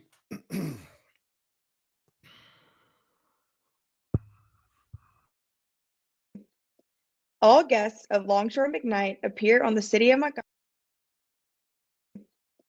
All guests of Longshore McKnight appear on the City of Montgomery guest hotline. Check out the most interesting and informed personalities in sports covering Auburn, Alabama, Troy, ASU, and all the major teams from across the country. John and Barry have the best guests brought to you by the City of Montgomery. To find out everything you need to know that is going on in the capital city, check out montgomeryal.gov. That's montgomeryal.gov, the capital of dreams. This isn't going to work. No matter what we say, some people still drive drunk. But we're Budweiser. Giving a damn is what we do. So, if you think it's okay to drive drunk, if you think it's something that's debatable, or you just simply don't care, this Bud is not for you. Give a damn. Don't drive drunk. Enjoy responsibly. Budweiser Beer, Anheuser-Busch, St. Louis, Missouri. Local banking expertise, the newest innovations and technology, personal attention, genuine hospitality. It's all just part of the Riverbank and Trust difference. They invite you to experience it for yourself. Welcome to Banking Above and Beyond at Riverbank and Trust. Locations throughout the river region, locations throughout the state of Alabama. River Bank and Trust. Okay, it is about 26 minutes to the top of the hour. I'm, scanning. I like to kind of look ahead of maybe some big matchups this weekend. Not seeing a ton of them. Why is Arkansas playing at Memphis at 11 o'clock? We mentioned that because, we mentioned Memphis's next game after the Troy game was at home against Arkansas. That's to get into Memphis. I mean, well, do you want to go to Memphis? Didn't I see over the weekend that Trump's sending the National Guard to Memphis? Yeah, well, you got Memphis. Arkansas wants to, show out in Memphis. They got a lot of recruits from Memphis. It's just across the river from Arkansas, even though it is about 3 hours away from Memphis. I kind of get that. And you're starting to see that, I don't know, a little bit more. North Carolina played at Charlotte. There is some of that. But there are a couple of others. Yeah, Arkansas, by the way, I'm in a couple of media picking contests. I picked Memphis to win that game. Whoa, wow. Yeah. Yeah. I love Sam Pittman. Gosh, I wish he could have won that game on Saturday night. But if he loses to Memphis, that may be it. And it's an 11 o'clock game and all that. Yikes. Kind of a weak schedule nationally. Not seeing many barn burner type matchups over the weekend, but we'll get to that as we get closer to the start. Barry, I heard a lot yesterday. Heard the name John Summerall a lot yesterday. Yeah. You mentioned a couple of openings in college football. One of the obviously, people have talked about Kentucky. If Mark Stoops steps down, he's been there a long time. Which I think, yeah. What about Florida? If they get rid of Billy Napier, could John Summerall end up in Gainesville? I love Coach Summerall. I mean, he is the absolute total package. I love him. Treasured all my time. He was at Troy, both stints as an assistant and as a coach. One of my favorites ever. He'll be a Power 4 head coach next year. I'd love to see him at Florida. So would everybody in my family. There's a lot of people who want to see him at Kentucky. I think Florida's a better job. But he went to school at Kentucky. There's other stuff. There's Virginia Tech now. I kind of agree with Lugs in that Virginia Tech ain't the job it used to be. No. UCLA is a bad job. There's a couple of jobs out there that people may say, hey, it's a Power 4 job and it's got the name of the state in it. That's a pretty good job. I don't think Mississippi State's a very good job. I'll go ahead and say it. Mississippi State just better be lucky they're in the SEC. Yeah. They're going to get grandfathered in. But, Barry, there was a time, we would discuss about possible teams, programs that could be an addition to the SEC. Virginia Tech was a team that popped up, and I'm thinking, whoa. Why? Who? Virginia Tech? Why you want them? What do they bring to the table? He called them an outlier. I mean, they're hard to get to. They've got the people who love Virginia Tech, Marty Smith, really love Virginia Tech. So there's not that many of them. Barry, there's not. You don't want Virginia Tech. You don't want Florida State. You don't want Clemson. No. You don't want Nebraska. That's another one. No. Nebraska's later. Barry, me, I'm kind of quirky. Believe me. I see things and I go, or people will sit right in front of me and tell me something that I know they're not telling me the truth. Wait a minute. That's not true. No, we're perfectly happy with the 4-team playoff and we're not discussing expanding it. And as soon as he leaves, John said, did you hear that, Barry? The SEC is about to expand. And I look at him and said, he just said, Bill Hancock, executive director of the college football. No. Greg Sankey or Roy Kramer. They've all lied to John before. Sure they have. John, okay. No way they're going to do it. John says, yeah, they're going to do it. Isn't it great about to happen? I said, they just said the opposite. You didn't hear. You weren't listening, Barry. You weren't listening. You need to listen harder, Barry. So were you not only listening, but were people watching? And there again, you had to catch it. I caught it. Maybe most other people didn't. But Greg Sankey was in South Bend, Indiana on Saturday night. I'm thinking, wait a minute. He wasn't at the Georgia-Tennessee game or the Vandy, South Carolina game? Are you telling me there wasn't an SEC versus SEC game?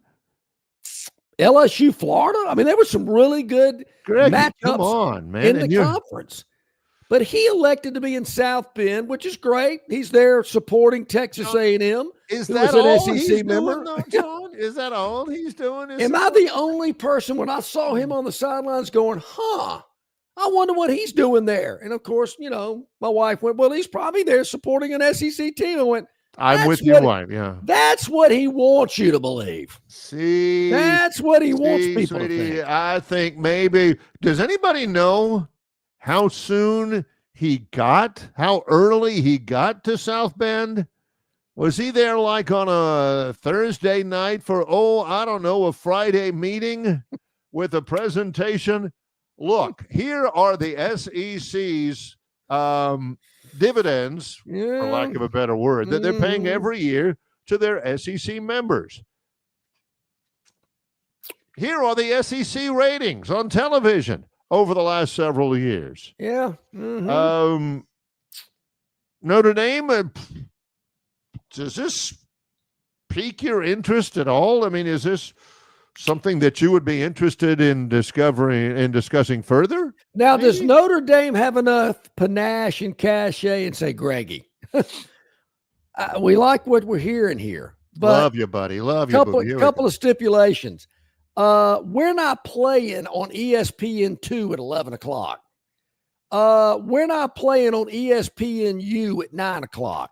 We're playing on a national over-the-air network, and we tell them when we want to be on. So, Greggy, I mean, we like what we got going here, but we got to have some preferential time slots. And if you can maybe work that out a little bit, maybe we'll be a little bit more interested. I'm just saying, Notre Dame's got some cards to play with as well. They got some aces in their hand. But, there again, come on. Do you really want to go fly out to Eugene and Seattle every year and have to go to LA every year? And, you want to play Rutgers and Minnesota and Purdue? I mean, come on. Down here, you can play us. And there again, you border one of our state schools anyway. So, we're all technically, yeah, but it's like on the exact opposite side you can possibly be. Well, but they're joined at the hip, so to speak, and that seems to be something that Sankey loved to throw out there. That the Big Ten spread out all over the world. We're right here together. They've got the agreement, the association with the ACC, where they're ACC and everything but football. Yeah. So this is what Notre Dame's dealing with. They got Boise coming up to open up October. North Carolina State, USC, then they play Boston. How does this happen? They play Boston College in Dover, Delaware. Did they owe Biden a favor or something? I mean, is there a football stadium in Delaware? I mean, Delaware's Alumni Stadium, Baldwin County. Dover, Delaware, which is right outside Philly, I think. Navy. Don't get that one. At Pitt, home against Syracuse, at Stanford. Boring. Greggy's probably, I don't know, maybe Notre Dame's like John, where you don't come at him with colored pie charts and graphs and things like that and say, look, you're playing Boise. You're playing Boston College in Delaware.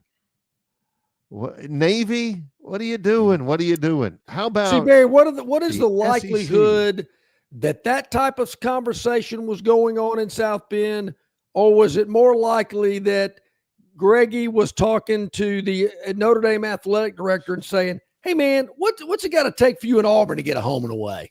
Well, what do you think was most likely the conversation? The Auburn home and away. The Auburn home and away. Look, I can't get Auburn to look interested in this thing. They don't realize who you are, Notre Dame. I keep saying, Auburn, hey, man, they're starting to talk now. You're one of only 3 schools in the SEC that's never played Notre Dame. And Auburn's like, oh, big deal. I'm trying to think who those Notre 3 Dame. are. Is it? It's Auburn. I think Kentucky has not played Notre Dame in football.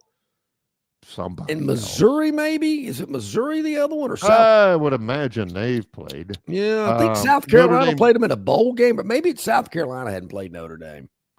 I don't know. I mean, I know they play Arkansas in 2 weeks. Yeah. In Fayetteville, by the way. I mean, they played A&M, and now they're playing Arkansas. Already got 2 SEC teams on their schedule. Reckon Sankey's going to be in Fayetteville for that one? Longshore's watching that game for no other reason than to see if he sees Sankey on the side. A little return. That's right. Yeah. See what it's like here in the SEC? Yeah. Come on. Y'all come join us. Arkansas's not even any good.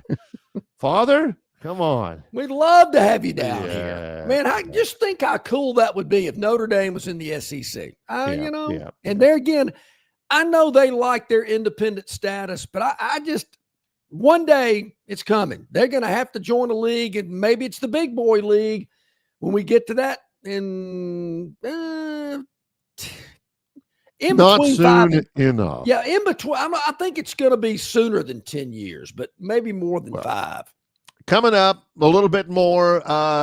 Don't necessarily be expecting the Gurn Jr. Victoryland 777 topic wheel today, but we've got a lot more still to come with Longshore and McKnight in association with Yellowhammer News, presented by Bud Light.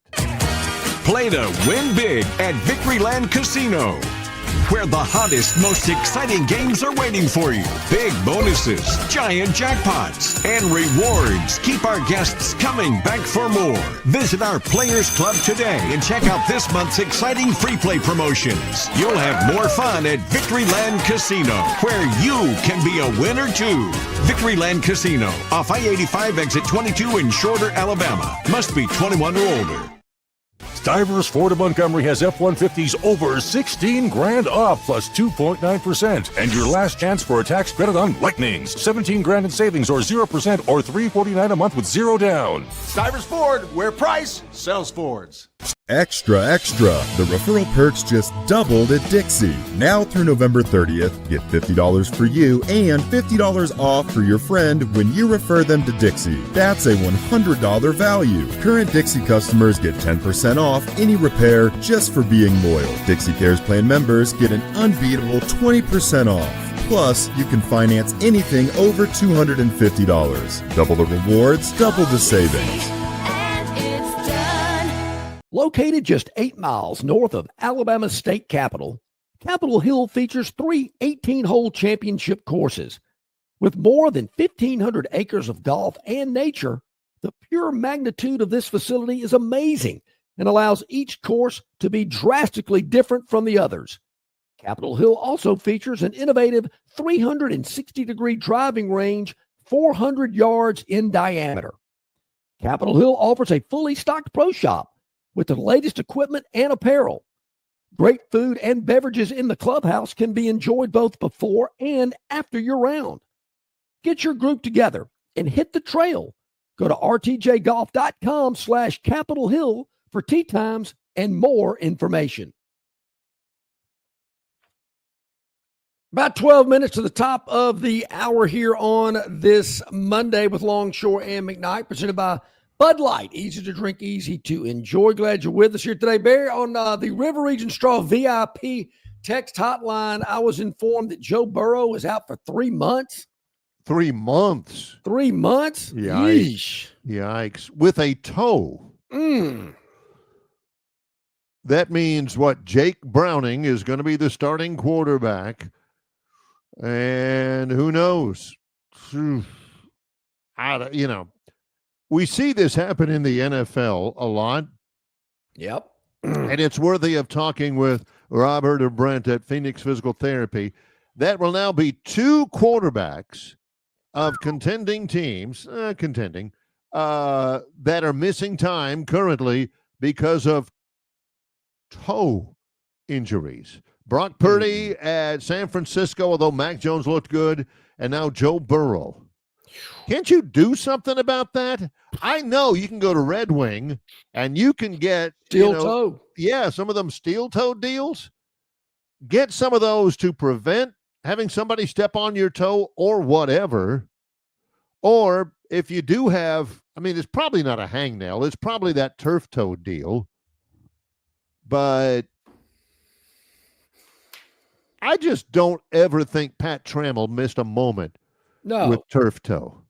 You never saw Randy Campbell say, hey, man, I'm sorry, I can't go. My toe really hurts. You know, I just, come on now. Theoda says, let me tell you, you guys, a bad toe will take you out for sure. Yeah, I've had like ingrown toes. Oh, Barry, yeah. Yeah, that was when I was a kid. But at the same time, by the way, one big toe on each foot. And I've had plantar fasciitis. Ooh, that sounds hard. But sounds tough. I don't. Have you ever had an ingrown toenail removed? I've had two. Yep, I'll never forget it. When I must have been about 12 or 13. I had, again, both big toes were ingrown at the same. I've never had another ingrown toenail before or since. I've had two, and they both came at the same time. What's the odds? No kidding. That's kind of like two broken arms at the same time. Not that I remember it, but that was many, many years ago, and my podiatrist was Dr. Dollar in Melbourne, Florida. Dr. Dollar. Was it Bill Dollar? No, that guy was on the radio. No, I wouldn't let him touch my toes. But you got, I remember that because the Novocaine and the big scissors and all that. And it was. I got one removed about 10, 12 years ago, maybe. Knew the doctor extremely well. Actually saw him out in the yard. He goes, just come by my office tomorrow. I'll take care of it for you. I went, great. So I went late in the afternoon. That ain't no small deal now. No. I mean, especially when I'm 12 years old. Man, I didn't really know, never been through it before. I'm thinking, okay, should be no sweat. He numbs up that toe, which that wasn't pleasant. That was the worst part of it all was the Novocaine. I mean, the Novocaine, the shot in the toe, I'm thinking, whoa, I wasn't expecting that. And then you can kind of, you're not feeling it, but you can kind of feel the tugging and the cutting, but not painful, but you kind of feel it. It's kind of when you get a tooth pulled. I mean, you can feel them going at it, just kind of an eerie feeling. Yeah. But the worst is I get home, I'm laying, sitting up in bed, got my feet propped up, and I put my foot on the floor for the first time, and I've never felt a pain like that in my life. I thought, somebody has shot my toe off, and he sent me some painkiller. I forgot, lower tabs or whatever. I couldn't get one in my system quick enough. It hurt so dadgum bad. Woo! Yeah. It was so pain, but that knocked it out. That was the only pain I had. Yeah. But I don't wish that on anybody. Yeah. Lower tabs do not agree with me. If it saves you about 7 trips to the bathroom because you don't need to. But lower tabs are the high. Well, I don't like taking medication anyway because I've got blood like water. It just gets it thinner. Ooh, yeah. This from John. Okay, what we got on our River Region Straw chat line? He says, it's frustrating and amusing to see the media hype up a coach or a player only to pile it on when they have a bad game or two. Walk the plank. Yesterday's news. John, even though your degree comes from another SEC institution in the state, I take it that you're an Alabama fan. Who says that? John Dent. Oh. I take it you're an Alabama fan. If I'm wrong, I apologize. But as an Alabama fan, can you really speak with frustration about somebody hyping up a coach or a player only to pile it on when they have a bad game or two? Can you speak without any irony to it at all? Because I remember there were many, many schools, dozens of schools around the country that would have loved to have had Jalen Milroe as their quarterback. He's an NFL quarterback right now. Is he? But, man. Yeah. The fans of his school dog cuss him every time they get a chance. And you're saying you don't like it when the media pumps a player up and then hops on him whenever he has a bad game or two? Now, I was not booing Kettle, Black. I didn't see enough of the game to boo him. Yeah. I think that's a little uncalled for at this point. John, I mean, it is true. It is a fact that I am a graduate of the University of Alabama. But I will say this, John, as I've gotten older, maybe more mature, some people might question that. It doesn't affect me. The outcomes of football games don't affect me like they used to. Does that mean you're a fan? I don't know. Do I watch it? Yeah. I mean, it's what I do. It's part of my profession. I feel like I need to know what's going on. That's why I love the quad box. It's like, speeds up the process of me getting a little taste of everything that happened over the weekend. But I wouldn't say I'm a fan in the sense that I don't get fanatical. It doesn't bother me.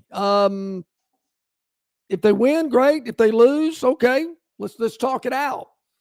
But my day doesn't revolve around it. I'm going to watch it, or my life doesn't revolve around it. I mean, I'm going to go to bed at night. I'm not going to sit there and stare at the ceiling and mumble to myself and say what went wrong. And, oh, gee whiz, they'll not make the playoff.